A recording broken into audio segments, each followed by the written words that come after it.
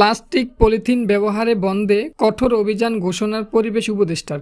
আগামী 1 অক্টোবর থেকে ঢাকার সুপার শপগুলোতে শুরু হচ্ছে আইনি নিষিদ্ধ প্লাস্টিক ও পলিথিন ব্যবহারের বন্ধে কঠোর অভিযান।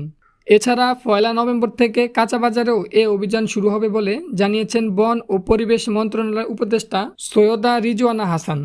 আজ মঙ্গলবার 24 সেপ্টেম্বর দুপুরে রাজধানী মোহাম্মদপুর টাউন হল মার্কেটে আইনি নিষিদ্ধে পলিথিন প্লাস্টিক ব্যবহারের বন্ধে কাঁচাবাজার ক্লিন আপ কার্যক্রম উদ্বোধন ও পলিথিনের বিকল্প সামগ্রী বিতরণ করেন তিনি।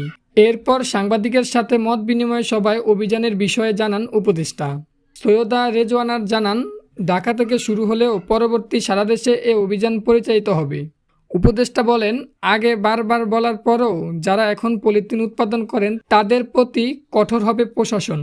প্লাস্টিক পলিথিনের বিকল্প হিসেবে কাপড় ও কাগজ ও পাটের সরবরাহ নিয়ে পরিবেশ অধিদপ্তর কাজ করেছেন বলেও জানান সৈয়দা রিজওয়ানা হাসান।